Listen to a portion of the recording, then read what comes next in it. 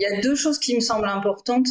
La première, enfin, tu m'arrêtes si je me trompe, mais faut insister sur le fait que même si on n'a jamais fait de yoga, si on n'a jamais pratiqué, c'est tout à fait accessible. La deuxième chose que je voulais dire, non, c'est il y a des fois des choses, des notions qui nous semblent un peu compliquées, un peu obscures, comme ça en théorie, mais c'est très clair quand on vient pratiquer. C'est vraiment limpide, c'est fluide et ça, c'est tout à coup il y a une évidence et enfin, c'est très simple à comprendre quand on vient vraiment le vivre. Bienvenue à vous tous. Pour ce webinaire, on va parler de grandir grâce à nos relations, même les plus difficiles. Et pour cela, nous allons parler de nos mémoires traumatiques, de nos conflits émotionnels, comment les traiter, comment les surmonter pour améliorer nos relations et même grandir dans nos relations, même les plus difficiles.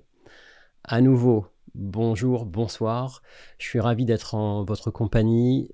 C'est un webinaire très particulier que je vais assurer. Je m'appelle Marc, si vous ne me connaissez pas, je m'appelle Marc Bevin. À chaque fois, je m'amuse de dire mon âge, je ne sais pas pourquoi, mais je vous le dis, j'ai 48 ans. Je suis enseignant et formateur de yoga à plein temps et je vais vous parler d'un sujet très particulier. On va parler de notre relation aux autres et en particulier les relations difficiles et voir un petit peu l'origine de ces éventuels conflits relationnels. Pourquoi est-ce que c'est si difficile pour certains d'entre nous d'être en lien avec d'autres? Pourquoi ça fait si mal? Quelles sont les causes? Et on va voir que les causes sont des conflits émotionnels, mais aussi et surtout des mémoires traumatiques. Donc je vais vraiment vous donner un essentiel de ces deux sujets-là pour au final comprendre la façon dont on peut changer notre rapport au monde, changer notre rapport aux autres et améliorer simplement notre positionnement, notre attitude, nos paroles et avoir des relations plus vraies, plus profondes et plus riches tout simplement. Donc ça, c'est la thématique pour ce webinaire. D'abord, laissez-moi me présenter si vous ne me connaissez pas. Donc je viens de vous le dire en quelques secondes. Il y a quelques secondes, je m'appelle Marc Bevin. Je suis enseignant formateur de yoga thérapie aussi, depuis une trentaine d'années. Mon parcours est assez simple et en même temps pour certains assez particulier, spécial. Lorsque j'étais jeune adulte, je me suis fortement intéressé au yoga. Ça m'a simplement attiré pour des raisons que j'ignore. Et suite à quelques cours collectifs, je me suis retrouvé très touché par un état de centrage, par un état de mise en silence à l'intérieur de moi qui m'a beaucoup ému, beaucoup touché. Et puis suite à cela, j'ai suivi quelques week-ends de formation pour devenir prof. Alors, j'avais pas l'intention de devenir prof, mais c'était une formation qui me permettait de mieux comprendre ce que pouvait être le yoga. Et au travers des premiers week-ends de formation, j'ai compris que le yoga traitait essentiellement de la santé mentale. J'ai compris ça. J'ai compris que le yoga n'avait rien à voir avec la posture, rien à voir avec les techniques respiratoires, que la philosophie millénaire du yoga ne met en avant que notre santé mentale. C'est tout. Et de cette santé mentale peut naître en nous un meilleur discernement, une meilleure compréhension de soi, une meilleure compréhension du monde. Et quand j'ai compris ça, je me suis dit, tiens, c'est énorme, c'est fort. Le yoga met beaucoup en avant la santé mentale, mais aussi beaucoup en avant notre identité profonde et nos éventuels conflits à notre identité profonde. Et quand j'ai compris ça, je me suis dit, en fait, le nerf de la guerre, il est là. Voilà, ça m'a touché fort. Et je me suis dit, je veux comprendre et je veux répandre. C'est ça que je me suis dit. Et tout naturellement, je me suis orienté pour me former à la source, pour me former en Inde. Donc je me suis formé auprès des formateurs de ceux qui me formaient en France. Et je me suis retrouvé comme ça, un an après ces prises de conscience, un an ou un an et demi après ces prises de conscience, en Inde, à l'âge de 21 ans. J'étais en Inde et j'ai eu un lien très particulier avec une famille, la famille héritière d'une grande référence mondiale qui s'appelle Tirumalai Krishnamacharya. C'est vraiment une des principales références du yoga dans le monde. Cet homme a été le plus diplômé de son époque en Inde. Il aurait pu être l'équivalent du pape, simplement pour vous dire ce genre de choses. Et il a eu beaucoup de temps au Tibet à étudier les textes millénaires du yoga, et il s'est dédié à cela, à transmettre le yoga selon les textes millénaires. Et moi, j'ai eu la chance d'étudier auprès de sa famille héritière pendant 8 ans. Et la première année, je suis resté 1 an en Inde, et donc j'ai appris à lire le sanskrit, à l'écrire, à étudier des textes millénaires du yoga qui étaient tous en sanskrit. Je les ai appris par cœur, on me les a transmis, on me les a traduits. Puis en parallèle à ça, j'ai pratiqué des choses, des techniques physiques, respiratoires, toutes ces techniques au service de la santé mentale. Voilà, en gros, c'est ça qui s'est passé. Et puis pour vous dire les choses très franchement, je me suis retrouvé un peu confronté à un gros décalage entre la puissance du yoga telle qu'elle était présentée dans les anciens textes millénaires et ce que nous en faisions ici en Occident, et même moi, ce que j'en faisais, mes propres pratiques, mes propres enseignements n'amenaient pas la puissance thérapeutique mise en avant dans les anciens textes. C'est un peu comme si on me parlait d'un gros gâteau et que je ne mangeais que des biscuits. C'était un peu ça mon vécu. Donc je me suis confronté comme ça à une sorte d'obstacle. Et je me suis mis à transmettre le yoga dans tous les milieux, les écoles primaires, maternelles, les universités, les collèges, les lycées, les maisons de retraite hospitalisées, les centres pour handicapés, les maisons de quartier, les centres pour tous.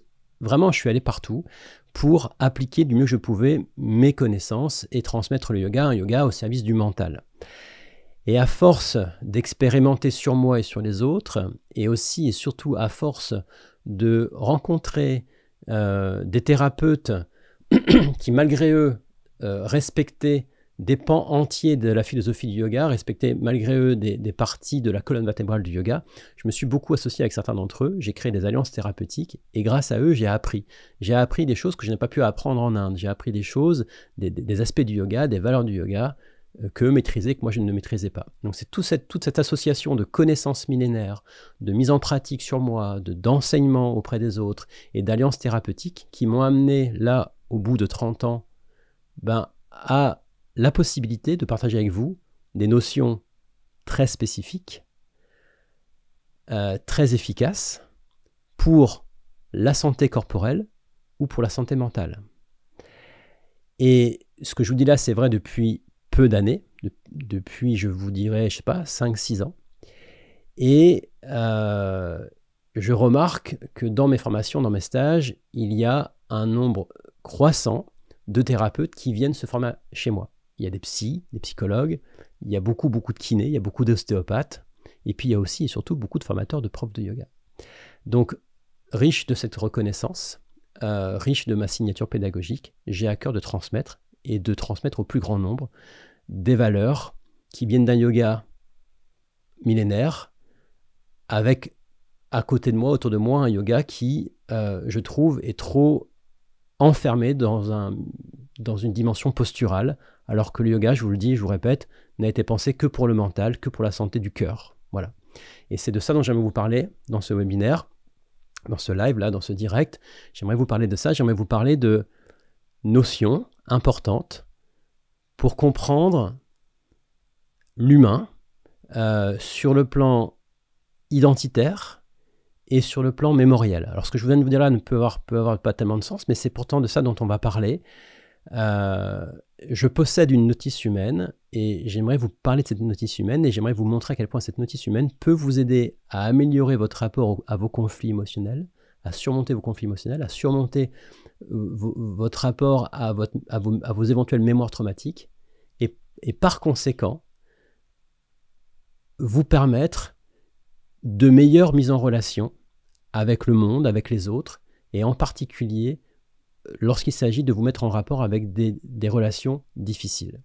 Donc c'est un sujet, on peut dire grave, c'est un sujet important, et moi ce qui me plaît là dans ce qui va venir, c'est que je peux donner une nouvelle version du yoga, une nouvelle vision du yoga. Je vous le dis sincèrement, je me sens un peu seul dans le monde du yoga parce que tout le monde focalise sur quelque chose de zen, de gentil, de très féminisé, de très postural, alors que c'est rien de tout ça. C'est encore une fois, je répète, une science au service de la santé profonde.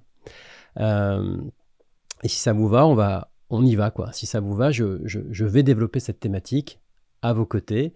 Encore une fois, dans quelques minutes, Céline Brizard va venir me rejoindre pour continuer de traiter de ces sujets-là. Et puis elle et moi, on va vous parler d'un projet qui se fera en présentiel et qui permettra de travailler sur toutes ces notions, sur tous ces sujets-là.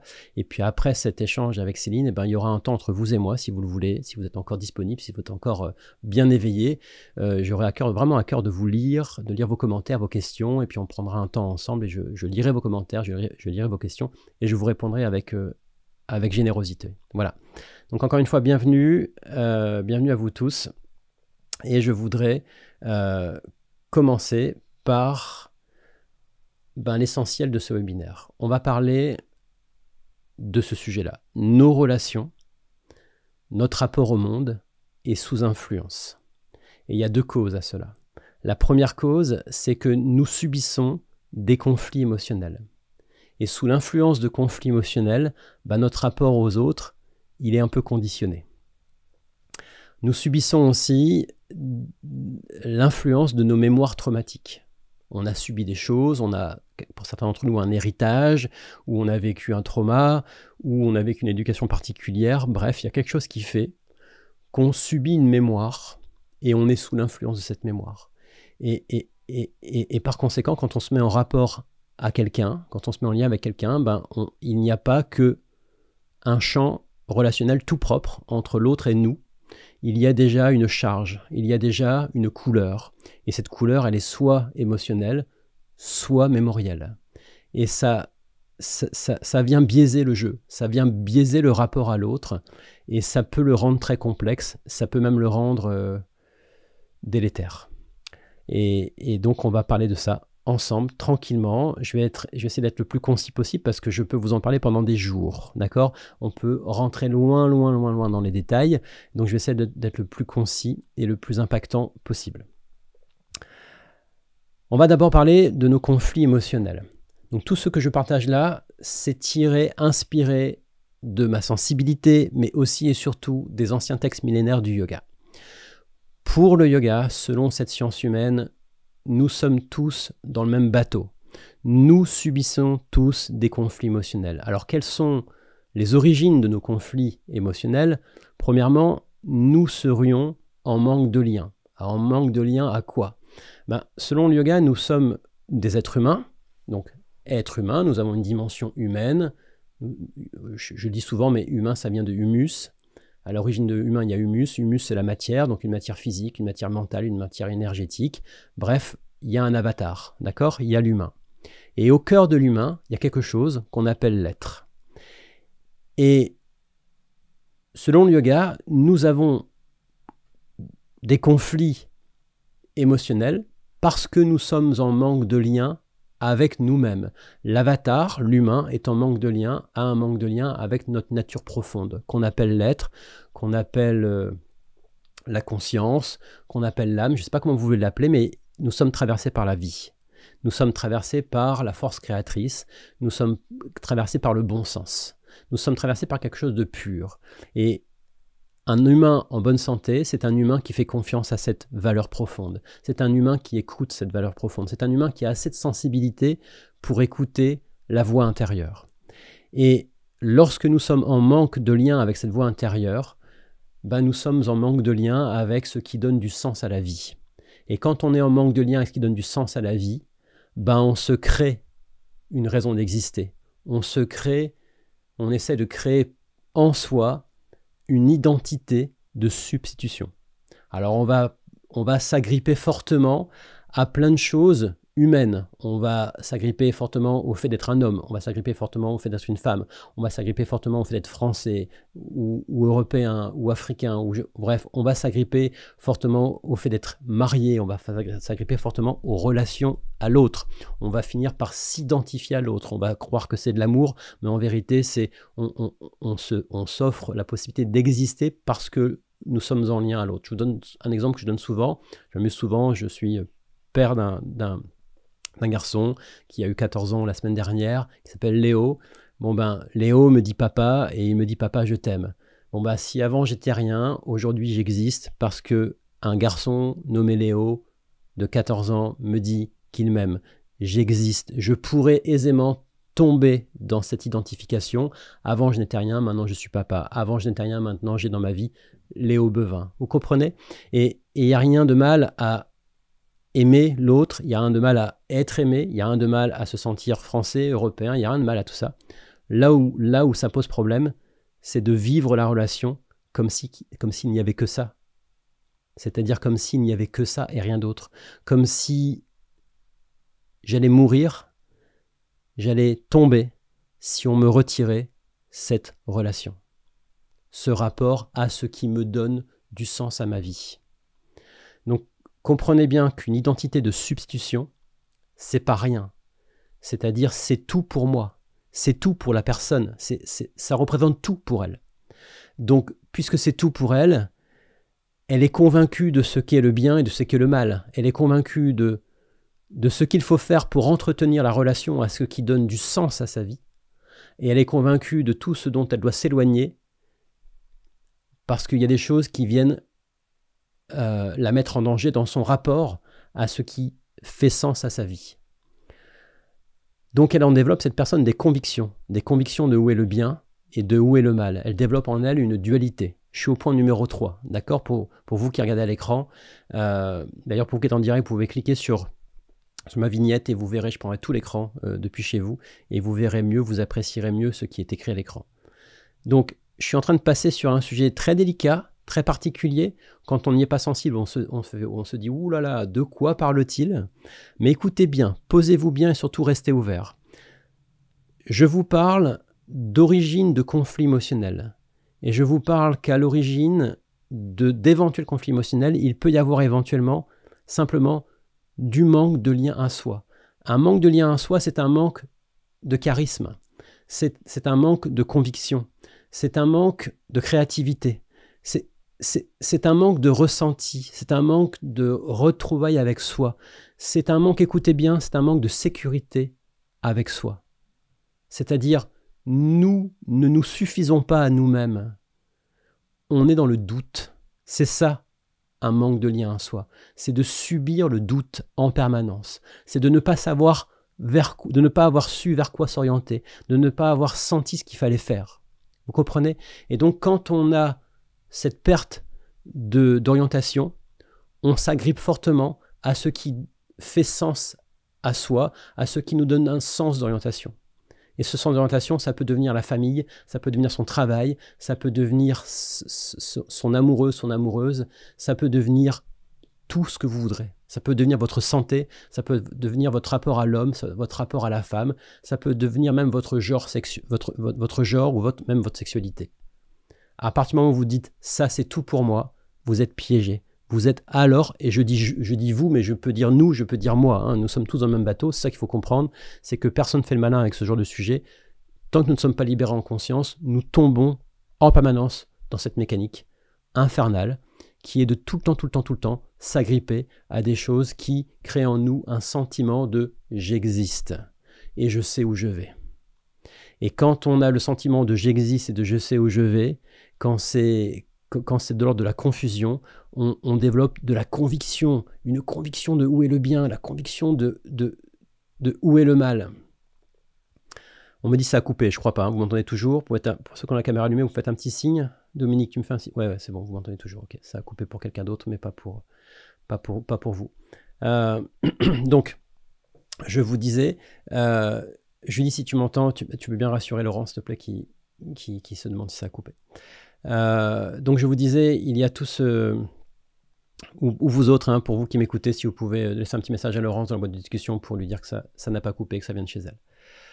Donc je vous disais, ce qu'il faut vraiment comprendre, c'est que lorsqu'il y a une identification à quelque chose d'autre que sa nature profonde, on développe des convictions. La conviction de où est le bien et de où est le mal. Et donc quand je suis en lien avec quelque chose qui provoque en moi une émotion négative, je deviens rempli d'évidence. J'ai des émotions pleines d'évidence. Forcément, cette personne est mauvaise parce qu'elle provoque en moi une émotion négative. Ou forcément, cette personne est juste parce qu'elle provoque en moi une émotion positive. Alors, qu'est-ce que c'est qu'une émotion positive? C'est le sentiment de waouh, il y a un sentiment de séduction, il y a un sentiment d'impatience, de revoir l'autre, etc. Et puis qu'est-ce que c'est qu'une émotion négative? C'est de la jalousie, c'est du rejet, c'est de la colère, vous comprenez? Donc, dès qu'on est sous l'influence de cette dualité, de cette émotion hautement positive ou hautement négative, il n'y a rien qui peut nous freiner. Il n'y a rien qui peut nous questionner, il n'y a rien qui peut créer l'introspection, il n'y a rien qui peut nous dire peut-être t'as tort en fait, peut-être c'est simplement ton attachement excessif à une identité de substitution qui crée une émotion négative ou positive et qui te donne ce sentiment d'évidence. Voilà, il n'y a rien, il n'y a pas grand-chose ou il n'y a rien qui puisse nous interrompre dans ce piège. Alors, sous l'influence de cette conviction de où est le bien et où est le mal, sous l'influence de cette émotion positive et négative, on va se positionner, on va parler, on va s'orienter, on va agir. Et cette action va avoir des conséquences. On va vivre une expérience. Et de cette expérience, on va avoir un ressenti de type waouh ou un ressenti amer.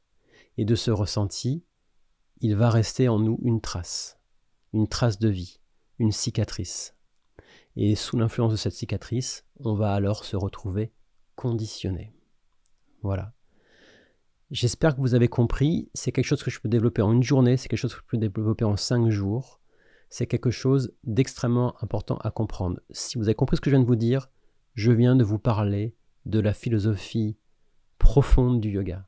Le yoga est une science qui ne parle que de ça, de cet enfer en soi, de cet enfer sur terre, de cette difficulté à accéder au discernement en raison de filtres conflictuels, en raison de filtres émotionnels. Et quand je parle d'émotions, je parle vraiment de choses animales, la colère, la jalousie, l'impatience, le doute, vous voyez. Voilà. Donc, la seule chose qu'il faut retenir de ce que je viens de vous dire, c'est que selon le yoga, nous sommes invités à remettre en question nos points de vue, à ne pas faire confiance en nos points de vue. Voilà, à oser l'introspection, à oser la remise en question. En gros, la philosophie du yoga nous invite à ne pas se fier aveuglément à notre perception du monde. Entre nous et le monde, il n'y a pas rien. Entre nous et le monde, il y a pour beaucoup d'entre nous du conflit identitaire. Voilà, je ne vais pas refaire le film, je ne vais pas expliquer. Est-ce que c'est clair pour vous? Est-ce pour vous qui êtes en direct? Est-ce que ce que je viens de dire est clair? Est-ce que ça a du sens? Ce que je peux faire, c'est cela, c'est prendre ma tablette et faire un petit dessin pour être clair, pour être un peu plus clair.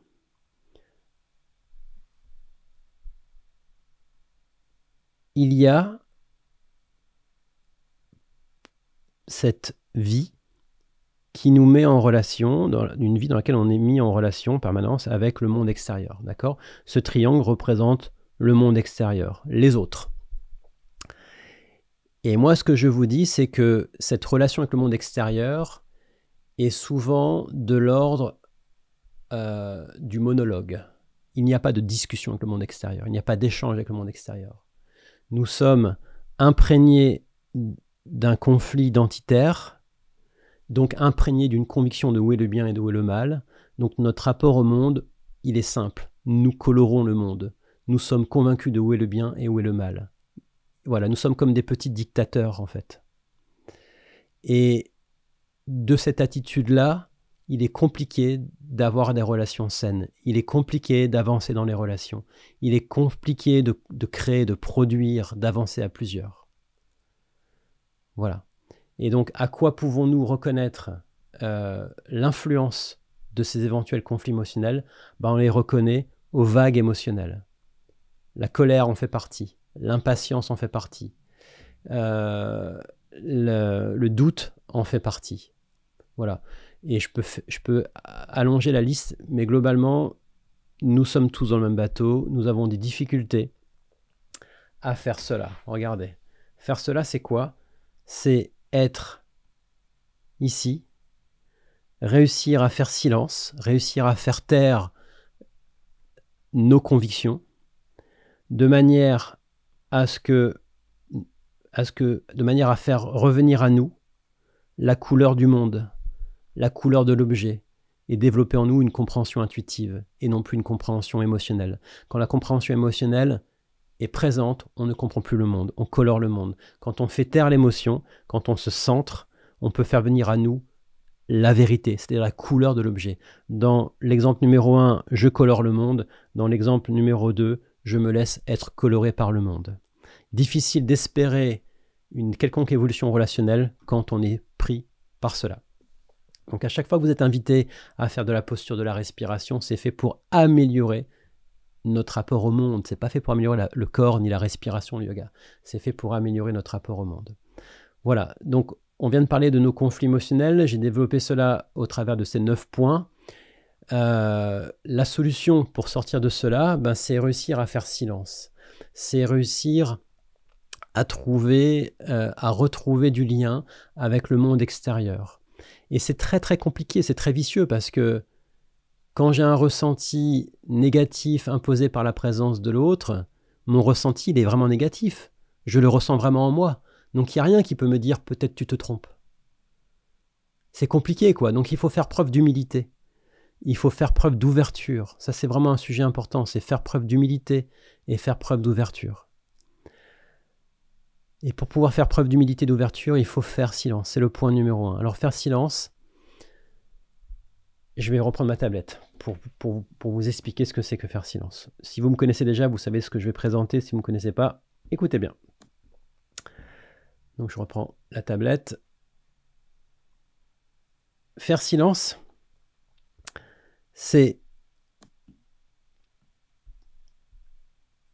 ça. C'est être là et créer du lien à son corps. D'accord ? Ce que je dessine là, la petite coupelle sur le personnage, c'est symbolique, ça représente juste du lien à son propre corps. C'est aussi créer du lien à sa propre respiration. Voilà, je ne vais pas en dire plus, je vais m'arrêter là. Créer du lien à son corps, à sa respiration. Quand vous vous laissez faire par les sensations corporelles, lorsque vous vous laissez faire par les sensations de votre propre respiration, vous êtes dans l'obligation de vous défaire du poids de vos préoccupations. Vous êtes dans l'obligation de vous défaire du poids de votre rapport à votre futur, du poids de votre rapport au passé, du poids de votre rapport aux autres. Vous ne pouvez pas être humble et ouvert et imprégné de toutes vos sensations corporelles et respiratoires et en même temps être préoccupé par quelqu'un qui vous prend la tête. Les deux ne peuvent pas se faire en même temps. Donc lorsque je vous dis il faut faire silence, c'est avoir une activité physique modérée, une activité quelle qu'elle soit, posturale, sportive, qui crée du lien à votre corps associé à de la respiration. Et c'est là que le yoga devient précieux, c'est là que le yoga devient vraiment puissant quand il est bien pratiqué et bien amené. Créer du mariage entre son propre corps et sa propre respiration pousse le mental à être humble et sensible.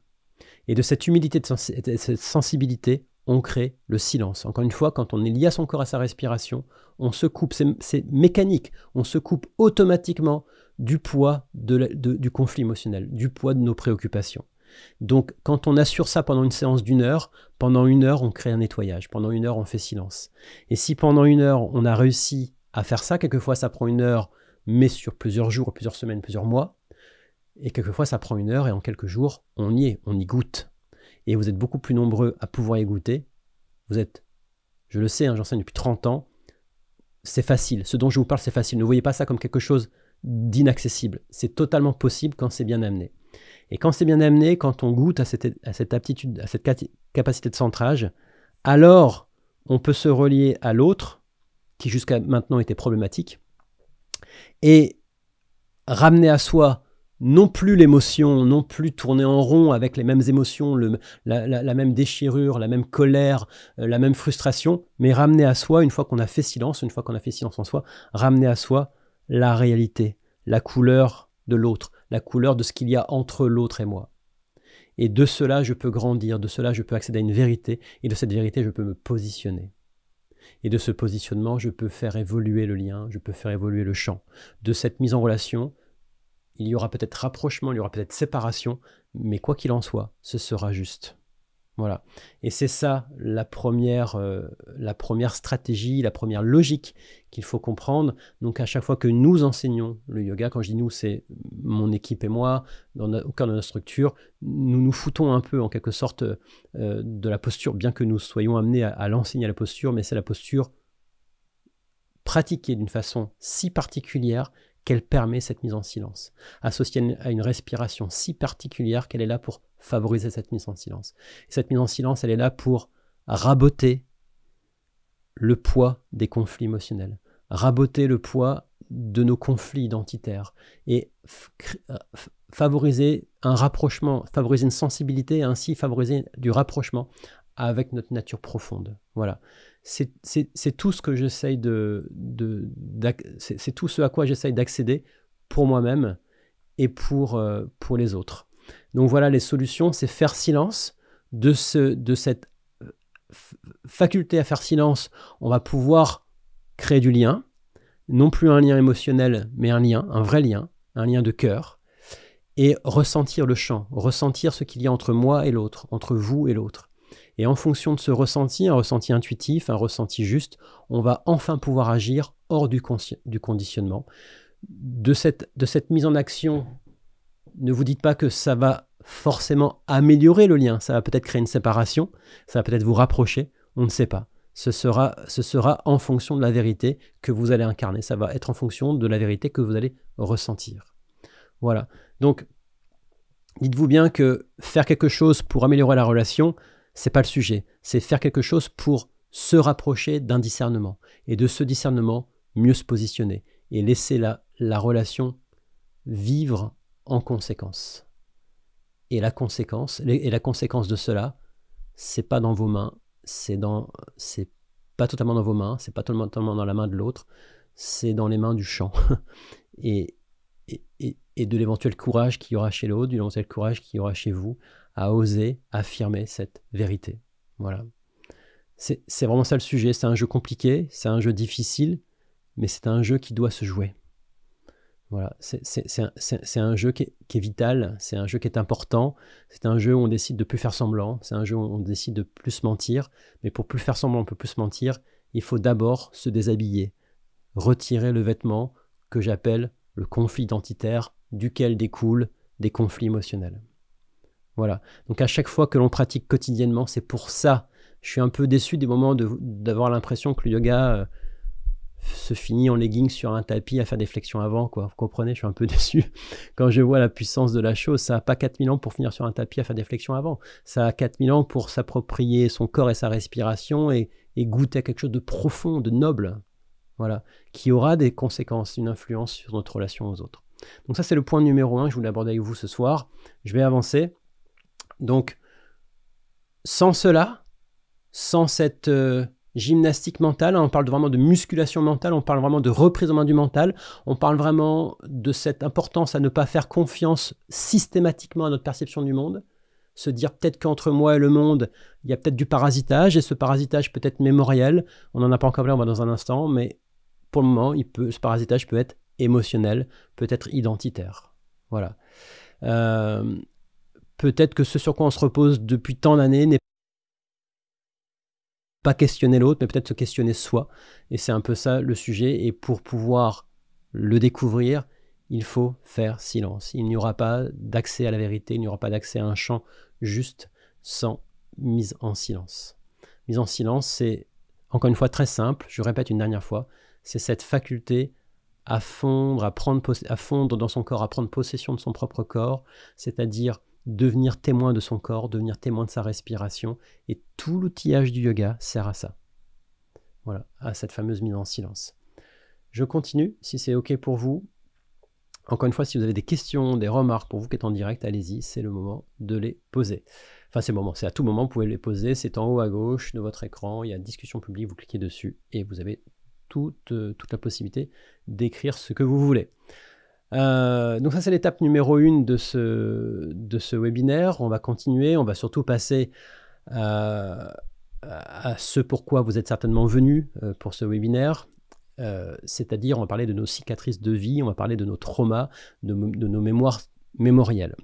Alors, il y a plusieurs causes à cela. La liste et non exhaustive, mais j'ai mis ces 4 points. C'est cicatrices de vie en raison de notre héritage, hein, le poids du passé, le poids de notre lignée. Nous sommes nombreux à porter les valises de celles et ceux qui n'ont pas su les porter au cours de leur vie, et bien malgré nous sommes quelquefois sous influence. Voilà. Ça vous parle, tant mieux, ça vous parle pas, c'est pas grave, je l'aurais dit. Le point numéro 2, c'est comprendre que nous avons reçu une éducation, et cette éducation était probablement pas forcément alignée à notre sensibilité, pas totalement en accord avec notre sensibilité, et cela a pu créer du frottement, de la contrainte, et à force, du trauma. Voilà, on en reparlera un petit peu plus tard. Les cicatrices de vie peuvent venir d'un changement soudain, et il peut y avoir des ruptures soudaines, des ruptures professionnelles, des ruptures intimes, des changements de ville, des changements de pays, des guerres, enfin bref, tout ce qui se vit soudainement, tout ce qui s'est vécu soudainement, tout ce qui s'est vécu sans vraiment être prévenu et sans pouvoir vraiment en parler, a cette tendance à laisser des traces, a cette tendance à laisser des cicatrices de vie. Et dernière chose, et ce sera certainement la chose la plus importante à regarder, c'est des cicatrices de vie laissées par une place dans la famille qui n'était pas juste. Ce dont je suis en train de parler là est encore hautement inspiré du yoga. C'est-à-dire que selon le yoga, je vais revenir sur le slide de tout à l'heure pour que ce soit clair, selon le yoga, il y a deux sources conflictuelles, deux problèmes qui viennent vraiment nous freiner dans notre relation, qui viennent vraiment nous mettre sous influence lorsque l'on se met en relation avec le monde extérieur. Il y a nos conflits émotionnels, je l'ai dit tout à l'heure, mais il y a aussi et surtout nos mémoires traumatiques. Et nos mémoires traumatiques peuvent avoir pour origine ce que je viens de vous nommer, un héritage, notre lignée, notre généalogie, notre éducation, les changements soudains, les accidents de vie, et aussi notre place dans la famille. Alors, ça peut sembler bizarre, mais cicatrice de vie, ça vient vraiment du yoga. Ça s'appelle Vasanam. Pour les plus puristes d'entre vous, on appelle ça Vasanam. Et dans les anciens textes, eh bien, il y a des parties assez importantes consacrées qu'à ça. Pour ceux qui connaissent le texte qu'on appelle les Yoga Sutras de Patanjali, Yoga Sutra, c'est un des textes de référence venant du yoga. C'est un texte qui a 2000 ans. Ce texte est composé de 195 aphorismes, divisé en 4 chapitres. L'un de ces chapitres n'est consacré qu'à cela, qu'à nos cicatrices de vie, parce que les cicatrices de vie, les traces de vie, nous conditionnent, on est sous influence, et ça vient totalement biaiser notre rapport au monde, ça vient totalement biaiser notre rapport à l'autre, et c'est compliqué, quoi. C'est compliqué d'être libre, c'est compliqué d'être soi, c'est compliqué de comprendre, c'est compliqué d'avoir accès au discernement tant qu'on est sous influence. Et le problème du conflit identitaire de tout à l'heure, c'est que c'est souvent inconscient. Et le problème de la cicatrice de vie, c'est que c'est souvent inconscient. Parce que souvent, je dis à des personnes, allez, prenez conscience qu'il faut traiter vos traumas. Et les gens me disent, mais j'ai pas de trauma. Vous comprenez? Ou alors, allez, on va traiter vos conflits émotionnels. Mais j'ai pas de conflit émotionnel. Vous comprenez? C'est comme, ça fait des années que j'ai dit ça, c'est comme demander à un poisson, comment tu trouves l'eau? Le poisson, il va faire, quelle eau? De quelle eau tu parles? Vous comprenez, tellement relié à cette dimension qu'est l'eau, que le poisson ne fait plus la différence. C'est juste sa nature, en fait. Il ne fait qu'un avec l'eau. De la même façon, nous ne faisons qu'un avec nos conflits identitaires et nous ne faisons qu'un avec nos mémoires traumatiques. Et donc, nous sommes d'un côté appelés au silence pour pouvoir créer de la méta-observation, pour pouvoir créer de l'introspection, du discernement et faire naître des positionnements justes. Et de l'autre côté aussi, concernant nos cicatrices de vie, nous sommes invités à se dire « Attends ». Vous voyez, s'il y a un truc à retenir de ce webinaire, c'est se dire « Attends, fais un pas de côté. Est-ce que tu es sûr de toi ?» Voilà. Pourquoi les relations sont si merdiques et en même temps que tu es si sûr de toi? Est-ce qu'on ne peut pas lâcher les autres 30 secondes et se regarder soi? Ça ne remet pas forcément en question que l'autre est certainement un salopard avec des positionnements pervers, etc. Ça, ce sera un autre webinaire, si vous voulez. Interdit, payant et interdit, en raison de tout ce qu'il faudra dire. Mais quand je dis interdit, c'est pour rigoler, hein, c'est juste, ce seront certainement des sujets délicats. Mais Mais en attendant, on va juste parler de soi, en fait. Et là, pour cette seconde partie du webinaire, on va parler de nos cicatrices de vie, notre héritage, notre éducation, les changements soudains, notre place dans la famille. C'est ça qu'il faut prendre en considération. Et on va surtout parler de ça, notre place. Nous sommes un certain nombre à ne pas être conscients que nous subissons une mémoire traumatique parce que depuis la naissance, nous avons été coupés de notre lignée. Pour certains d'entre nous, nous n'avons aucune idée de quoi est fait notre arbre généalogique. Nous ne nous ressentons pas accompagnés par nos ancêtres. Nous ressentons absolument personne derrière nous. Et même si nous sommes informés de cela sur le plan intellectuel, nous ne ressentons pas le fait d'être porteurs d'un héritage, responsable d'une lignée, le fruit d'une lignée. Et ça, c'est un trauma en soi.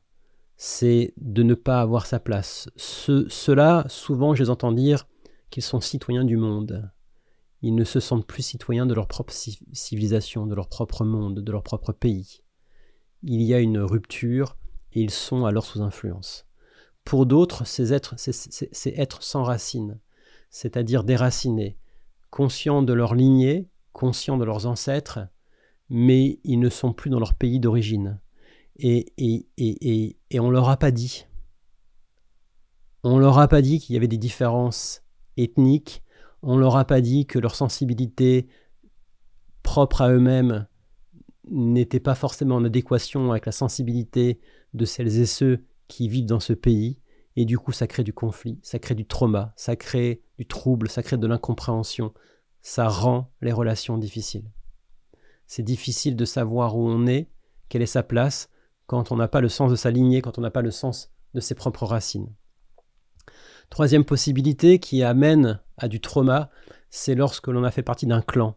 Un clan qui s'est senti en danger, une famille ou un rassemblement de familles qui s'est senti en danger en raison d'une guerre et la guerre est finie. Vous comprenez bien que tout ce dont je vous parle, c'est des mémoires traumatiques, c'est des choses qui sont finies peut-être depuis longtemps, mais ça vibre encore en nous, on est encore sous l'influence de cela.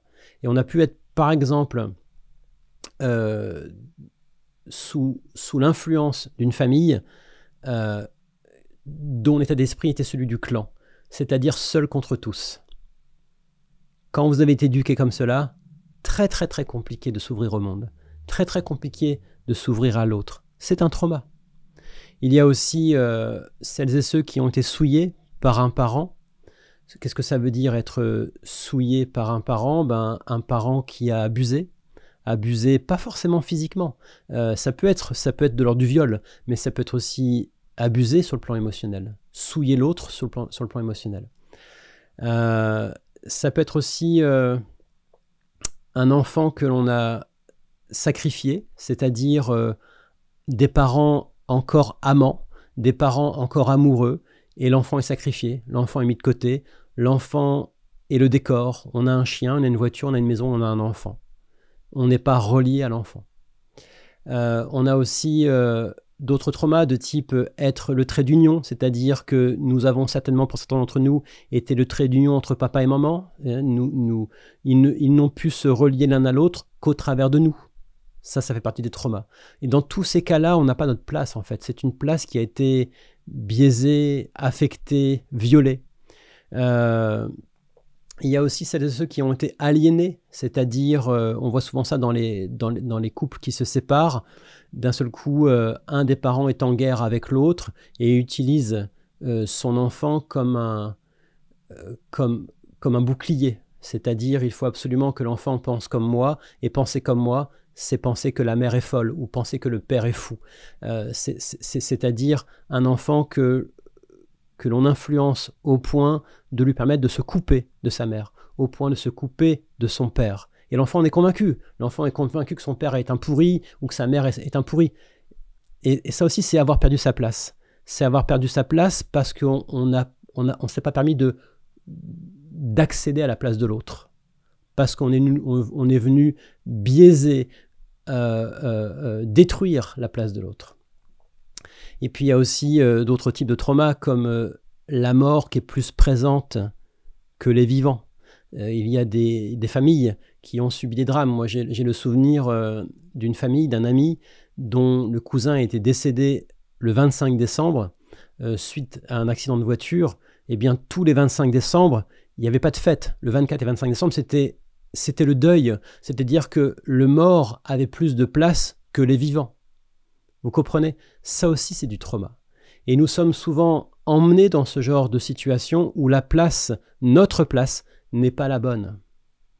Et donc l'objectif, selon le yoga, c'est de transcender cela, c'est de dépasser cela, et c'est de retrouver notre place, de ne plus être sous l'influence de ce type de mémoire traumatique. Je vous invite vraiment à vous regarder au fur et à mesure que je vous parle, je vous invite vraiment à l'introspection, parce que, je le dis encore une fois, nous sommes trop nombreux à se dire sans conflit identitaire et sans trauma, et en même temps, on est 60% en France à être sous antidépresseurs. On est une grande majorité à plus avoir le goût de vivre. On est une grande majorité à ne plus avoir le goût de mise en relation, de créativité, de prise de risque, d'élan de soi. On est nombreux à faire plus que de copier plutôt que de créer. Vous comprenez? Donc, à partir du moment où on ne se sent pas libre, à partir du moment où on ne se sent pas avec la fougue, avec la foi, avec l'élan, avec la joie, avec le rire, avec la créativité, avec la simplicité, avec le sommeil profond, à partir du moment où on ne ressent pas ça, c'est qu'il y a anguille sous roche. Et il y a deux anguilles. Il y en a une qui s'appelle conflit identitaire et il y en a une autre qui s'appelle mémoire traumatique. Et tant qu'on est le poisson dans l'eau, avec une eau qui s'appelle conflit identitaire et une eau qui s'appelle mémoire traumatique, on ne peut pas voir. Donc il faut d'un côté créer cette mise en silence pour créer le détachement, le recul nécessaire et se relier différemment à la relation, à l'autre. Et pour le conflit traumatique, pour la mémoire traumatique, on va voir ce qu'il faut faire. On va voir ça tout de suite.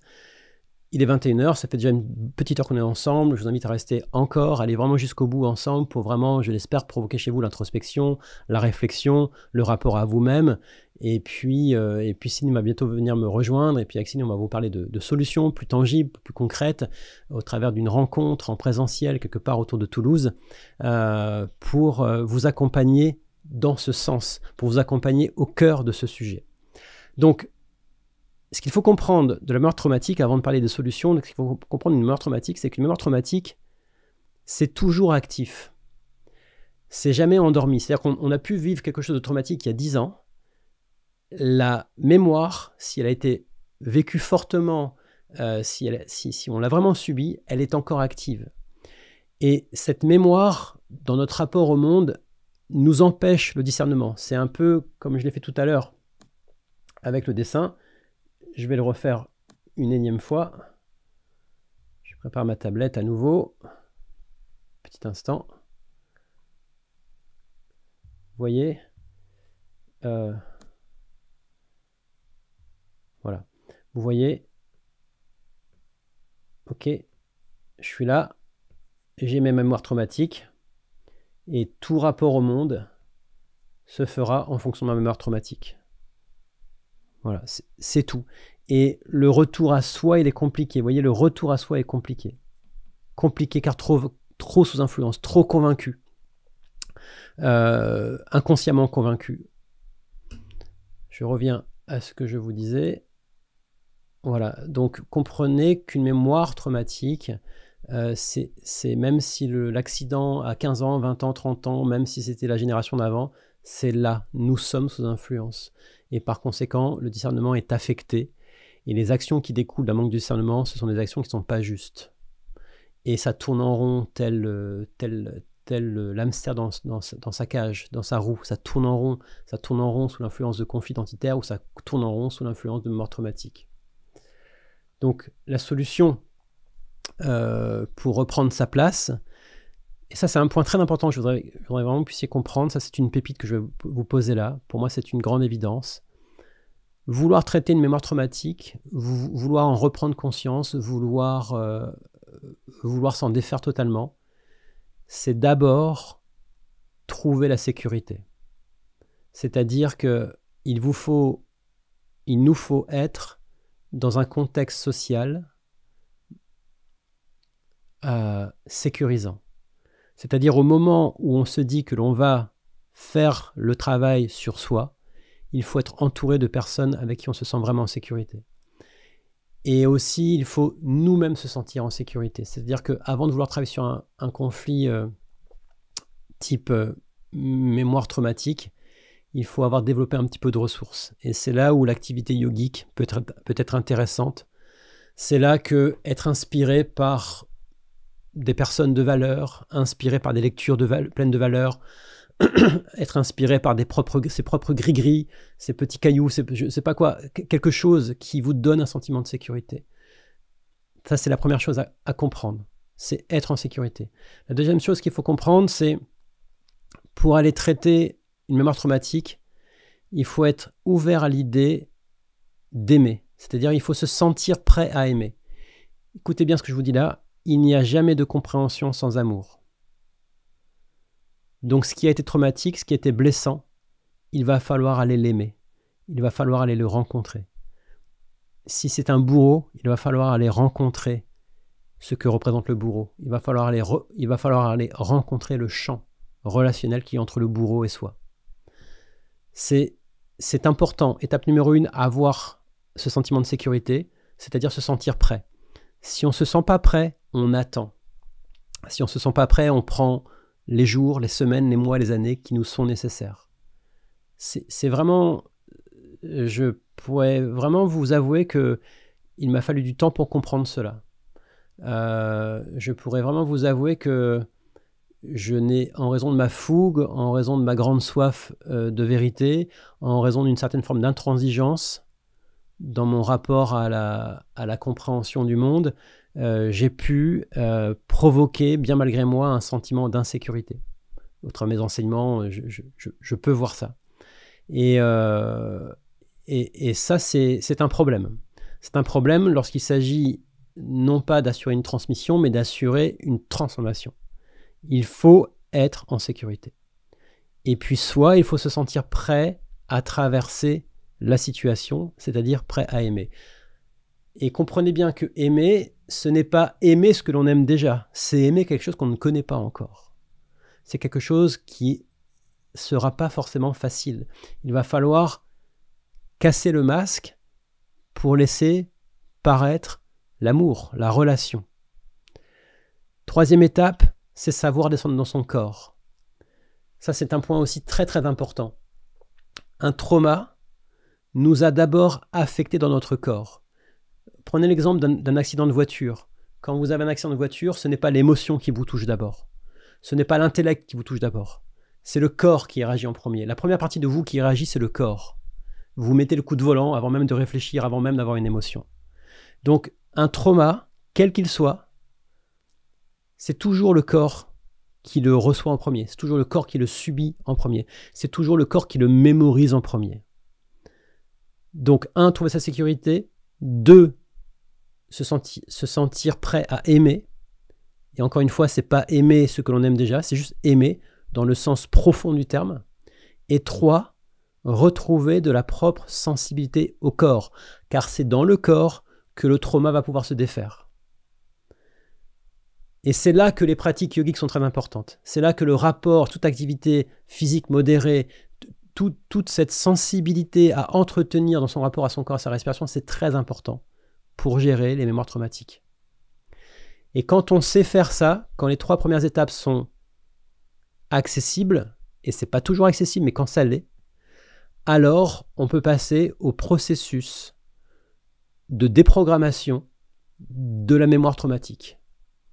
Le processus de déprogrammation de la mémoire traumatique, c'est point numéro 4, c'est-à-dire reconnaître l'autre. Je vous donne un exemple. Je vais vous donner un exemple de quelqu'un qui aurait subi un trauma en raison d'une mère aliénante. Une mère qui se serait servie de l'autre, de l'enfant, pour s'opposer au mari, par exemple. Eh bien, la première chose à faire, si nous sommes la personne qui avons subi cela, cette aliénation, on va reconnaître l'autre. Reconnaître l'autre, ça veut dire « je suis Marc », tu es, je vais donner mon exemple, je ne suis pas dans ce cas de figure, mais c'est vraiment, je fais semblant en quelque sorte. Donc je suis Marc. je suis ton fils, donc je suis Marc, je suis ton fils, tu es Marcel, tu es ma mère. Ça, c'est reconnaître l'autre. Rien qu'en disant ça, vous avez chez une majorité de personnes des pleurs, car la place n'était pas juste. À partir du moment où on reconnaît l'autre, on lui redonne une place et on se redonne une place. Je suis Marc, je suis ton fils, tu es Marcel et tu es ma mère. Reconnaître l'autre, reconnaître le bourreau. Je suis Marc, tu es, je sais pas, je vais inventer un prénom, tu es Caroline et tu es mon épouse. Voilà, la mère de notre enfant. Par conséquent, tu n'es pas le petit ami de notre enfant. Tu n'es pas le copain de notre enfant, etc. Bref, je ne sais pas si ça vous parle, mais c'est un point essentiel et important. C'est reconnaître l'autre. Et de cette reconnaissance, créer du champ, c'est-à-dire on reste dans son corps, on reconnaît l'autre en étant dans son corps, et on vient embrasser l'espace, le champ, la relation qu'il y a entre l'autre et soi. C'est-à-dire, on va aller à la rencontre de ce qui pique, on va aller à la rencontre de ce qui n'est pas juste, on va aller à la rencontre du trauma, mais dans son corps. On va aller ressentir l'autre dans son corps, on va aller ressentir le champ relationnel dans son corps. Voilà. Et de cette mise en relation va naître un mouvement. C'est un peu comme s'il y avait un kyste émotionnel en raison du trauma. C'est comme s'il y a quelque chose de congestionné et on va sortir de la congestion. On va vraiment sortir de là. On va recréer le mouvement en soi. Alors on dit comme ça dans un webinaire, ça peut sembler très théorique, très, très bête, mais c'est d'une puissance extrême et vous pouvez créer des changements de vie considérables et vous pouvez vraiment recréer du mouvement dans un rapport à l'autre qui a été interrompu en raison d'une place qui n'était pas la bonne ou en raison d'une attitude qui n'était pas la bonne ou en raison de conflits qui n'étaient pas justes, quoi. Voilà. Et ça nous a provoqué, ça nous a arrêtés, ça nous a mis hors de nous et on va recréer du mouvement. Recréer du mouvement, ça ne veut pas dire retrouver du lien, ça ne veut pas dire se rabibocher avec l'autre, ça veut dire guérir dans le lien. Ça veut dire guérir dans la relation. S'il y a un truc que vous devez retenir ce soir, c'est on guérit dans la relation, on guérit dans la mise en relation, on recrée le mouvement dans la mise en relation, pas hors de la relation. Même les relations les plus difficiles. On va honorer ce qui était difficile, on va honorer ce qui nous a fait mal. On va aller le regarder, on va aller le ressentir, on va aller se soulager là-dedans et on va pouvoir enfin avancer. Avancer, c'est pas pour se rabibocher, c'est avancer dans la relation. Et avancer dans la relation, ça veut peut-être dire se séparer. Ça veut peut-être dire laisser l'autre où elle est. Ça veut peut-être dire lui remettre ce qu'on a trop porté, ce qu'elle nous a fait porter.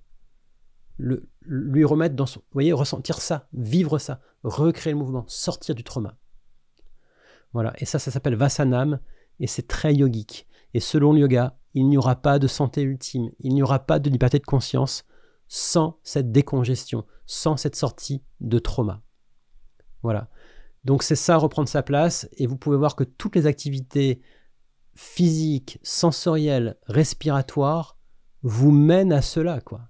Vous permettent de retirer le caillou dans la chaussure. Le caillou numéro 1, c'est conflit identitaire, le caillou numéro 2, c'est trauma. Voilà, mémoire traumatique. Je vais inviter Céline à nous rejoindre. S'il est encore là, je le souhaite, je l'espère. Je vais inviter Céline à nous rejoindre. J'aimerais vous présenter Céline. J'aimerais que l'on parle un petit peu avec elle. Et j'aimerais vous parler d'une solution qui va dans le sens de tout ce dont je vous dis depuis 1 heure. Ça fait 1 heure que je vous parle.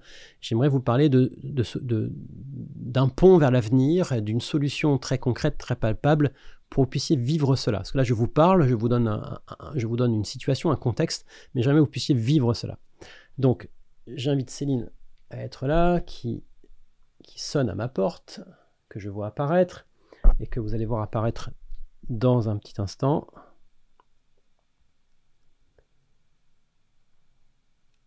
Voilà. Bonsoir Céline. Bonsoir Marc, bonsoir à tous. Voilà, bah écoute, j'ai le sentiment qu'on te voit, et j'ai le sentiment que l'on t'entend. Est-ce que je peux avoir la confirmation de tout le monde? Un petit signe pour ceux qui ont la caméra allumée. Un petit signe, oui. Ok, on t'entend. Alors, on va se présenter peut-être, Céline, d'abord. Bienvenue. Merci. Très content que tu sois là avec nous. Pour ceux qui ne te connaissent pas, nous sommes en relation depuis 2015. On s'est dit ça tout à l'heure. Tu es venu à un festival de yoga à Paris en 2015. Et depuis, nous sommes en lien, et tout particulièrement depuis 2020, quelque chose comme ça. Voilà. Oui, c'est ça. Et voilà. Et tu es proche, géographiquement parlant, tu es proche de Toulouse, et tu fais partie de l'équipe d'enseignants. Donc tu as tes propres activités, tu as tes propres enseignements, tu es enseignant de yoga, thérapeute en yoga, et puis à tes heures perdues, tu enseignes aussi chez Vicitra, c'est-à-dire mon école créée en ligne. Nous proposons des cours en ligne et en direct, et tu fais partie de l'équipe d'enseignants. C'est ça. J'ai tout dit? T'as tout dit. Ok.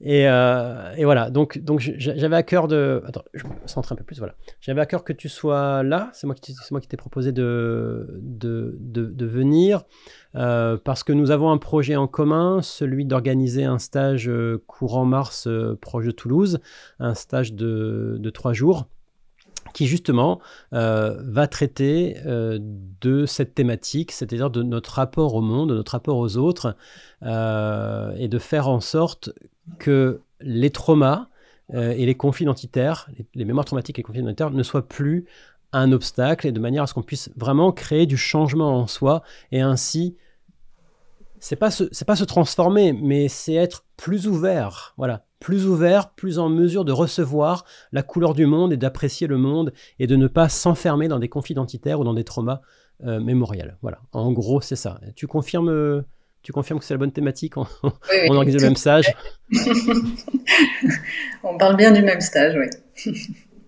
Alors, est-ce que tu veux bien nous parler du lieu un petit instant, puis après moi je parlerai un petit peu du contenu de ce stage, et puis après ça, il y aura un temps entre vous qui êtes en direct et nous deux, et toi Céline et moi, pour répondre à vos questions, lire vos commentaires et répondre à vos questions. Et je suis impatient qu'on ait ce moment tous ensemble, avec toi et vous. Voilà. Oui, alors ça va se passer donc dans un domaine qui s'appelle le domaine d'Un-Audet. C'est dans le Tarn, entre Albi et Toulouse, à peu près à 40-45 minutes de Toulouse. On est vraiment dans la nature. C'est un très beau domaine, hein. Il y a plein de mariages qui sont organisés là, au printemps et en été, essentiellement. Et là, le domaine est privatisé juste pour nous. Donc ça, c'est très chouette. On est tranquille. Il y a, voilà, vraiment, toutes les chambres sont bloquées pour nous, une salle de restauration, enfin voilà, c'est vraiment parfait. On est accueillis là-bas par un couple qui s'appelle Sophie et Nicolas, qui sont adorables, franchement, vraiment, très, vraiment très gentils, voilà, qui se mettent à notre service, qui sont vraiment aux petits soins, et c'est très très agréable. Oui. Voilà, et puis le lieu c'est dans la nature, on a une très très jolie vue, on est un peu retiré quand même de la ville et du village qui est pas très loin, mais on est tranquille, quoi. Enfin, voilà, on a eu le temps, je crois, parce qu'on a fait un stage là-bas l'année dernière, donc on peut en parler, mais voilà, on a eu quelques fois un peu de temps pour se balader aux alentours, et voilà, tout de suite on est plongé dans la nature, c'est très chouette. Il y a un parc de toute façon, même dans le domaine, de 2 hectares, donc on a déjà de quoi faire. Oui. Et puis moi, ce que j'ai beaucoup apprécié aussi, c'était la salle de pratique, qui est grande, qui est, je trouve, chaleureuse, qui est bien chauffée. C'est important, au mois de mars, ça peut être important. Oui. Même si l'année dernière on a eu un super temps. Voilà, donc non, franchement, moi je trouve qu'on était dans un petit écrin très très confort, très agréable. Oui, vraiment. Et on va profiter de ce stage. Alors, c'est un stage qui est prévu du 21 au 23 mars 2025. Et on va vraiment parler de ce dont je parle depuis tout à l'heure, c'est-à-dire on va vraiment apprendre à pacifier nos relations, on va apprendre à grandir grâce à nos relations, on va vraiment apprendre à déprogrammer. Vraiment, je vous promets ça, hein, je vous promets vraiment un vécu dans le domaine de la déprogrammation des mémoires traumatiques. Donc il y aura vraiment du temps essentiellement consacré à la mise en pratique, au vécu, à l'expérience. C'est un bon 70% du temps que ça consacré à ça. Il y aura beaucoup d'activités physiques, respiratoires, sensorielles et méditatives. Et méditative, ça veut dire de la mise en relation. On va tout faire pour que ce soit fait dans la sécurité. Je vous garantis que vous serez vraiment... c'est vraiment ce que je comprends et ce que je souhaite, c'est d'apporter un sentiment de sécurité, de bienveillance pour que vous puissiez explorer le plus tranquillement possible ce qui est important pour vous d'explorer, c'est-à-dire votre rapport à vous, vos éventuels conflits identitaires et surtout vos traumas et vous décongestionner, déprogrammer des mémoires mémorielles. Donc il n'y aura pas que ça, il y aura vraiment aussi des exercices de mise en relation avec vous-même, des efforts pour retrouver la sensibilité à vous-même au travers d'exercices pratiques, physiques, respiratoires. Et voilà, donc c'est 70% de mise en pratique, 30% de théorie. La particularité de ce stage, c'est que vous pouvez venir à deux, c'est-à-dire que si vous vous inscrivez, vous pouvez inviter gratuitement la personne de votre choix. Voilà. Alors ça vous permet de diviser les frais par deux, mais vous pouvez aussi venir payer plein pot et inviter gratuitement la personne de votre choix. Voilà, c'est ça le sujet, c'est ça le cadeau. Donc c'est du vendredi 15h jusqu'au dimanche 16h. Et on va parler de développer l'état mental propice au travail sur la relation. Donc il y aura du temps consacré à cela pour être vraiment un état mental propice au travail de la relation. On va apprendre à voir avec le cœur, à ressentir son intuition pour aller vraiment rencontrer l'autre. On va soigner les relations difficiles et on va évoluer au travers de nos relations. Voilà. Je n'en dis pas plus parce qu'on va vous laisser un lien. On vous l'enverra par email et puis on va le partager dans quelques instants. Il y a un lien où tout est décrit, tout ce qu'on y fait, les horaires, les tarifs, le type de chambre, etc. Mais voilà, c'était ça aussi, c'était vous faire ce cadeau, le cadeau de ce webinaire, le cadeau de ce live. Et puis, comme c'est gratuit, il y a une page de publicité. Voilà, la page de publicité, on vient de la présenter, mais c'est pas une page de publicité juste pour la publicité. C'est vous dire, voilà, si la thématique qui vient de vous être présentée vous touche, si cette nouvelle version du yoga millénaire vous touche, j'ai les moyens, j'ai les compétences, j'ai la sensibilité de vous accompagner dans ce travail. Voilà, et ce travail peut se faire en présentiel près de Toulouse du 21 au 23 mars prochain. Et c'est Céline qui nous co-organisons ce stage. Nous y serons ensemble. Et que ce soit ma communauté ou la tienne, nous sommes impatients, ravis à l'idée de pouvoir vous rencontrer. Je vous mets le lien tout de suite dans la boîte de discussion. Vous pouvez cliquer dessus et faire un petit tour maintenant. Pas maintenant, attendez un peu. Mais vous pouvez cliquer dessus, la mettre de côté, puis aller faire un petit tour plus tard. Voilà, Céline, si ça te va, on reste ensemble. Ouais, vas-y, bien sûr. Il y a deux choses qui me semblent importantes. La première, tu m'arrêtes si je me trompe, mais faut insister sur le fait que même si on n'a jamais fait de yoga, si on n'a jamais pratiqué, c'est tout à fait accessible. Voilà. Ouais. C'est super important de le dire. Ouais, on est d'accord à 200%. Et c'est même ma particularité, voilà. C'est-à-dire que souvent les formateurs de profs de yoga me disent est-ce que je peux venir, ça va pas être trop léger? Alors je leur dis non, ce sera pas trop léger. Et puis tous les débutants me disent est-ce que je peux venir, ce sera pas trop intense? Je dis non, ce sera pas trop intense parce que c'est la vérité. À chaque fois, c'est vraiment nourrissant pour tout le monde et en particulier, pas en particulier, mais aussi et surtout pour les grands débutants. Vous pouvez ne jamais avoir pratiqué le yoga de votre vie. Et vous serez accueillis, nourris et vous ressortirez avec l'effet waouh, je vous le garantis. Voilà. Et puis commencer avec toi, c'est juste le bonheur.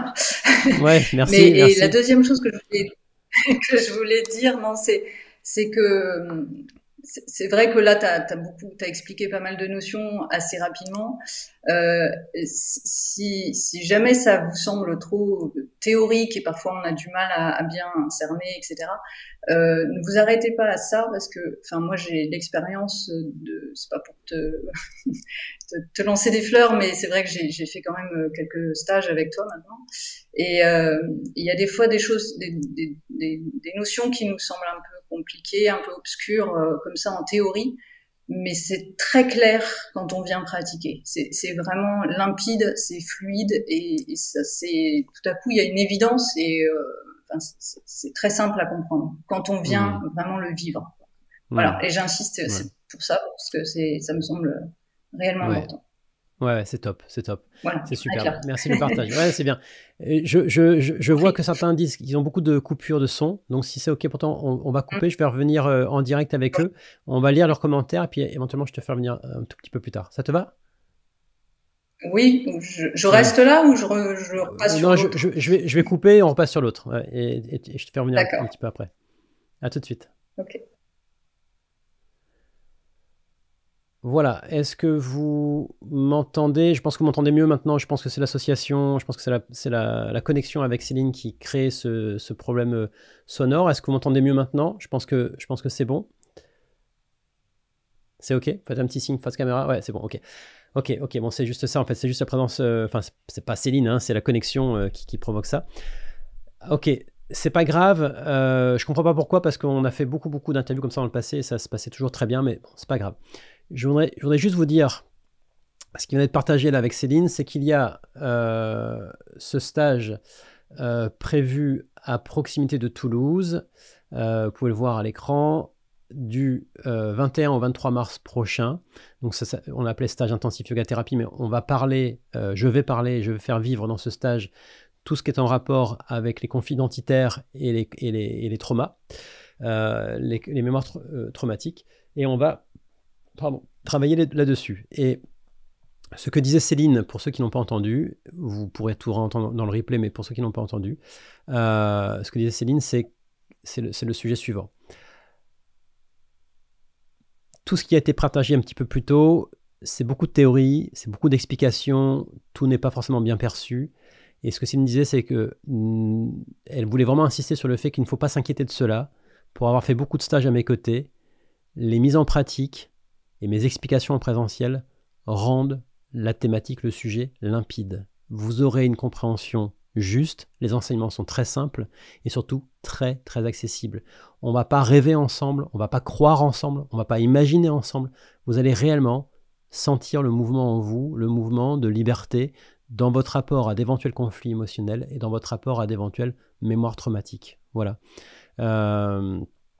Et ce que disait aussi Céline, c'est que le lieu que nous avons choisi est vraiment en pleine nature, avec un couple qui est très sympathique, qui nous accueille, dont c'est le métier d'accueillir des groupes. Il y a beaucoup de mariages qui se font sur place. Et je vous dis mariage parce que c'est vraiment confort, quoi. C'est vraiment, vraiment chouette. Le lieu est chouette, la salle est grande, la salle est spacieuse, et vous y serez bien. Et c'est 3 jours en immersion. C'est-à-dire que ça commence le vendredi à 16h, et ça se termine ça commence le vendredi, dans l'après-midi, ça se termine le dimanche, en fin d'après-midi. Voilà. Est-ce que vous avez des remarques? Est-ce que vous avez des questions? On va passer à ça maintenant. On va passer à un petit temps de remarques. J'aurais vraiment voulu que Céline soit à mes côtés, mais si ça vous empêche d'entendre, c'est problématique. Donc, on va rester un petit peu comme ceci. Puis de temps en temps, je ferai venir Céline pour qu'elle commente éventuellement. En attendant, par rapport à tout ce qui a été dit, par rapport au stage, évidemment, par rapport à toute la thématique qui a été présentée, Céline qui dit je suis là quand même, évidemment qu'elle est là quand même. Avez-vous des remarques, des questions, des ressentis? Je serais ravi de vous lire. Pour écrire là dans ce direct, c'est en haut à gauche, ça s'appelle discussion publique, c'est le chat en fait, et vous tapez ce que vous voulez et je serais ravi, vraiment, j'insiste, de vous lire et de vous répondre. Je vais remonter un petit peu dans le chat pour voir s'il y a peut-être déjà eu des partages. Il y a Valérie qui a posé une question et qui dit la mémoire traumatique nous installe-t-elle dans le conflit identitaire? Elle peut entretenir le conflit identitaire, oui, tout à fait. Elle peut c'est un peu un cercle vicieux, quoi. En effet, le conflit identitaire, comme je l'expliquais tout à l'heure, fait naître du conditionnement, donc des mémoires traumatiques. Et les mémoires traumatiques nous freinent dans notre rapport à nous-mêmes, c'est évident. Et toujours Valérie qui dit autrement, est-ce que c'est relié ou est-ce inévitable?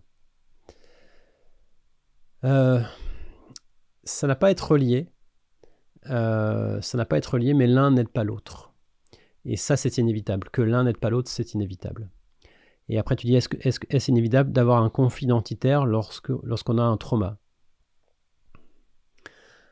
Alors, je suis beaucoup dans la théorie là, mais on peut très bien avoir un vieux conflit identitaire et un conflit identitaire... Pardon, on peut avoir un vieux trauma, très très vieux trauma, et le trauma est endormi. C'est-à-dire que tous les traumas, et c'est ça la bonne nouvelle, hein, tous les traumas, toutes les mémoires traumatiques sont en nous, compilés en nous, à l'image d'une bibliothèque, à l'image d'un carnet de photos de vacances. Mais ces mêmes mémoires peuvent être inactives, c'est-à-dire qu'il n'y a pas de stimuli qui viennent les réveiller.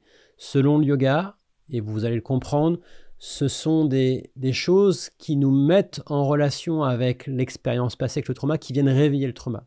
Ça peut être une odeur, ça peut être, je ne sais pas, si on a été agressé par quelqu'un qui a un vêtement rouge, ben à chaque fois qu'on voit quelqu'un qui a un vêtement rouge, le trauma est réveillé, vous comprenez? Ça peut être une ambiance, ça peut être une période de l'année, ça peut être une époque, ça peut être un lieu, vous voyez?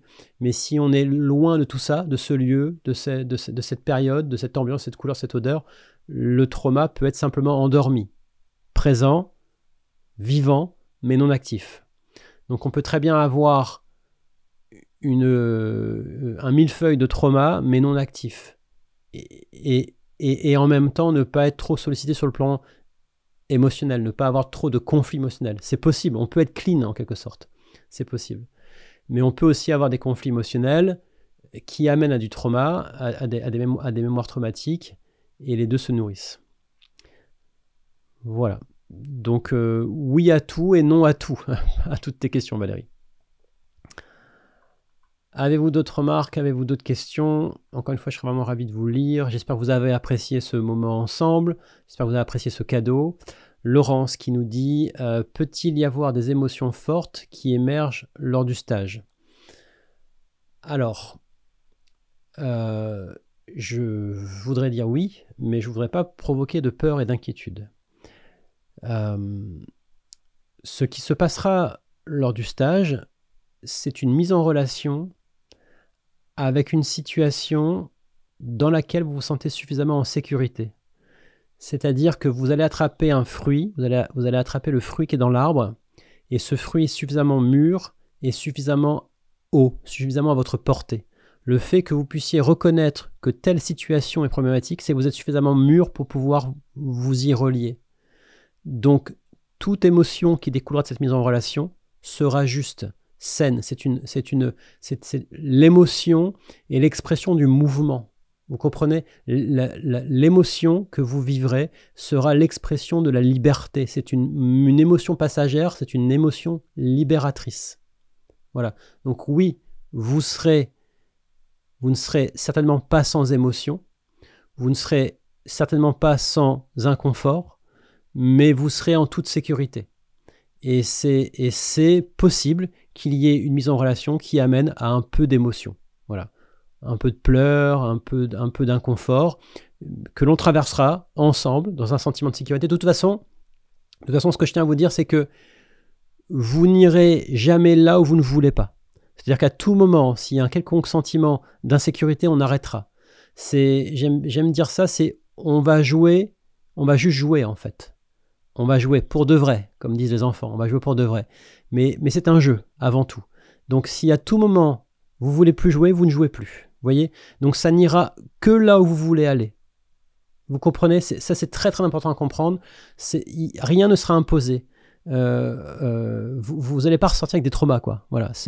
Vous allez ressortir plus libre, plus léger, ou pareil, mais pas pire. Vous voyez, pareil si vous ne le sentez pas. Mais je vous garantis que tout sera fait pour que vous vous sentiez bien et nous n'avancerons que si vous vous sentez bien. Voilà, Laurence, j'espère répondre à ta question. Et j'insiste aussi sur ce qu'a dit Céline tout à l'heure. Je vous parle depuis tout à l'heure, c'est beaucoup de théorie, on ne se connaît pas forcément.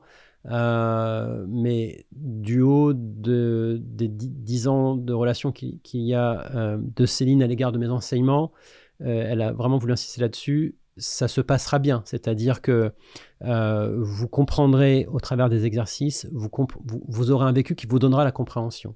Et puis mes propos sont simples, accessibles. Voilà, personne ne sera exclu. Voilà, c'est quelque chose sur lequel j'insiste. Un clan momentané va se créer au travers de ce stage et personne ne sera exclu de ce stage. Voilà, personne, absolument personne. ni sur le plan physique, ni sur le plan énergétique, ni sur le plan émotionnel. Voilà, ça, je vous le garantis. Voilà, je n'enseigne pas autrement. Voilà Laurence, j'espère avoir répondu à ta question. Laurence qui demande combien de personnes dans ce stage. Je ne sais pas, on ne sait jamais à l'avance. L'an dernier nous étions une trentaine et je pense que nous serons au maximum encore une trentaine. Mais je ne sais pas combien nous serons 5 et si nous sommes 5 je serai là. Nous serons 10 et si nous sommes 10 je serai là. Et nous serons 30 et voilà. Je sais pas, mais quoi qu'il en soit, le contenu, l'enseignement, je ne sais pas si je l'ai dit, mais ça fait 30 ans que je fais ce métier-là à plein temps. J'ai eu pendant 15 ans l'expérience d'assurer un stage tous les week-ends, toute l'année, 49 fois par an, à hauteur. Je faisais 3 à 5 000 km par mois pour assurer mes stages. J'ai une grosse expérience de l'humain, du stage.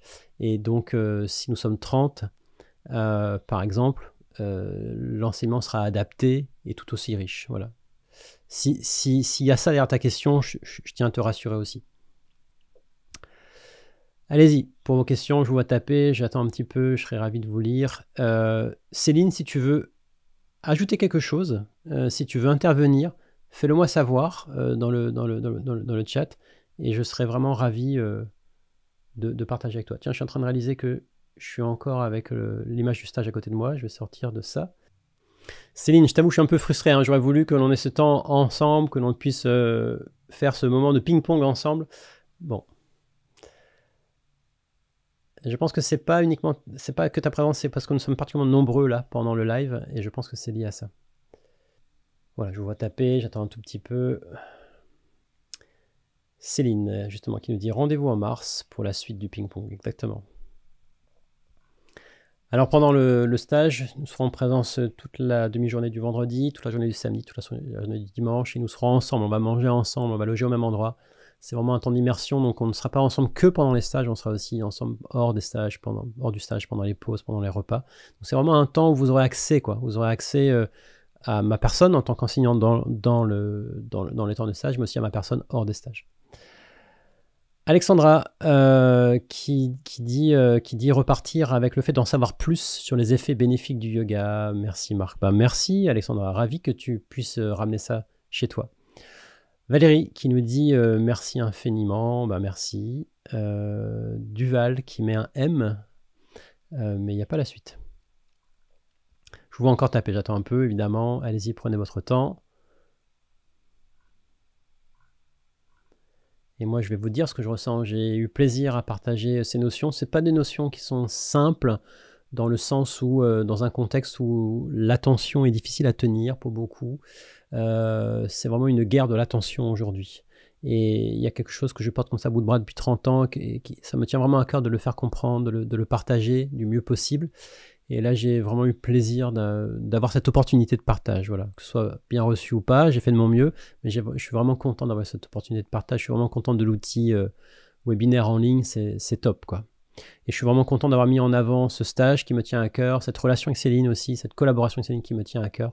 Je suis très très content d'avoir fait cela. Voilà. Et pour la communauté de Céline, je suis d'avance impatient, content de vous rencontrer. Et j'insiste vraiment que vous ayez déjà pratiqué le yoga ou non. Vous pouvez venir, c'est vraiment ouvert à tous. Laurence qui nous dit « Je sais pourquoi je me rapproche du yoga à nouveau et pourquoi mon chemin a croisé celui de Céline. » Top Laurence, merci pour ton partage, merci vraiment. Chantal qui nous dit « Merci ». Céline qui dit à Laurence « Merci Laurence ». Annie qui dit « Beaucoup apprécié la partie sur reprendre sa place avec l'ouverture du cœur ». Oui, c'est ça. C'est-à-dire, j'espère avoir été clair, c'est-à-dire que nous sommes sous l'influence d'une matrice inconsciente liée à des conflits identitaires ou liée à des mémoires traumatiques. Et du coup, il y a plein d'attitudes, il y a plein de conditionnements que l'on ne remet pas en question, que l'on n'ose pas regarder, que l'on a même raison de ne pas regarder, parce que quelquefois on n'est pas prêt pour aller voir. Et ça nous fait tourner un peu en rond, quoi. Où ça crée un carcan. Et l'idée derrière tous ces enseignements, c'est de venir redonner de la souplesse au mental, revenir donner de la souplesse au cœur pour retrouver des relations de cœur, une relation de cœur à soi et une relation de cœur aux autres. Voilà, c'est vraiment ça. Et encore une fois, j'insiste, c'est pas forcément fait pour rabibocher des liens. Pardon, je me rapproche trop du micro. C'est pas fait pas forcément pour rabibocher des liens. Ça, c'est pas dans nos mains. Ça, la conséquence relationnelle, c'est pas dans nos mains. Mais c'est au moins retrouver de la justesse relationnelle. Et puis après, c'est ainsi soit-il, quoi. Après, on se laisse faire par la vérité du champ. Voilà, je vous vois encore taper, j'attends un petit peu. Mais ce que je viens de dire est à mon sens très important. Moi, je le vois, je le sens dans les rues, dans les rapports. C'est dur, quoi. C'est dur. La vie est dure vraiment à cause de ça. Pas que à cause de ça, mais à cause de ça. Ce sont des éléments très importants qui parasitent fortement la vie, qui pourrissent vraiment la vie. Et c'est accessible, quoi. C'est possible. Si on a l'élan de vivre, si on a l'élan d'ouvrir le cœur, c'est vraiment ça le sujet. Quand les dernières discussions que j'avais avec ma référence en Inde, avec mon prof indien, ce fameux TK Kachar qui est une référence mondiale, j'ai vraiment eu la chance d'être dans une Ferrari yogique. Je vous dis, j'ai vraiment eu beaucoup de chance d'avoir un lien aussi étroit avec cette famille. Lui, il disait, j'ai appris de mon père, la fameuse référence mondiale, il disait, j'ai appris de mon père, j'ai tout appris. J'ai appris les postures, toutes les techniques respiratoires, tous les mantras, toutes les techniques méditatives, tout. Il me disait, j'ai tout appris, j'ai tout pratiqué, j'ai tout maîtrisé. La seule chose dont les gens ont vraiment besoin aujourd'hui, c'est l'ouverture de cœur. Voilà, c'était sa conclusion, quoi. Et c'est un gars qui a commencé comme moi, à l'âge de 21-22 ans. Il était ingénieur civil. Il a fait le choix de se donner totalement aux enseignements de son père pour transmettre le yoga sur le plan mondial. C'est ce qu'il a fait avec grand succès. Et je l'ai côtoyé quand il avait 70 ans. Donc vous vous rendez compte, ça faisait plus de 50 ans qu'il faisait ça à plein temps. Et c'était ça sa conclusion. Voilà. Les cœurs sont trop durs. Voilà, on est trop apeuré, on est trop sous l'influence de conflits identitaires, trop sous l'influence de conflits émotionnels, beaucoup trop. Chantal qui nous dit merci Marc, c'est dense pour une première approche. Oui, je le conçois. Je suis un peu comme ça. Surtout en live, à chaque fois, j'ai l'impression de jouer ma vie et je dois tout vous dire, c'est un peu comme du one-shot, quoi. On se voit pour la première fois, on se verra plus après, donc je voulais vous le dire. Débrouillez-vous avec ça. Donc c'est dense. Il y a le replay, vous allez pouvoir le revoir si vous voulez. Mais je comprends que ça puisse être vécu comme ça. Et Céline qui dit, Céline, j'ai pourtant bien écouté.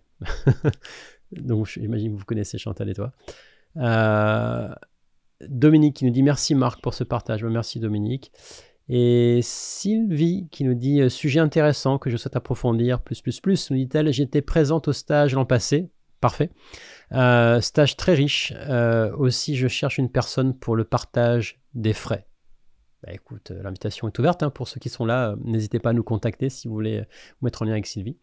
Mais peut-être Sylvie est ouverte à l'idée de trouver par elle-même aussi. Peut-être que j'impose quelque chose qu'il ne faut pas imposer là maintenant. Et c'est une qui dit à Chantal, c'est dense et c'est normal. Comme l'a dit Marc, ça pourrait tenir sur 5 jours, mais surtout il faut le vivre et tout deviendra clair. Voilà, c'est ce que disait tout à l'heure Céline, ce qu'elle redit là maintenant. C'est dense, mais tout deviendra clair par la pratique qui est vraiment palpable et accessible. Voilà, j'attends encore ce que je vois taper, donc je veux vraiment respecter vos partages, vos paroles. Je vais malgré tout vous saluer. C'était un plaisir d'assurer ce webinaire, ce live avec vous.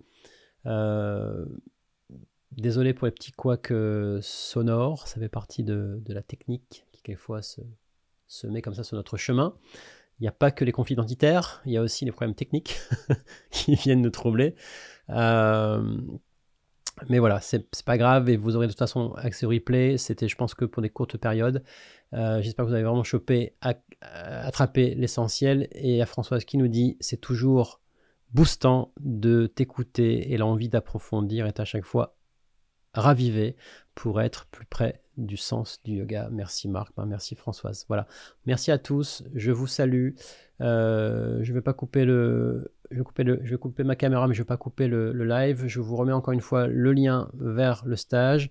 Je vous renvoie un email d'ici demain soir avec le lien vers le stage.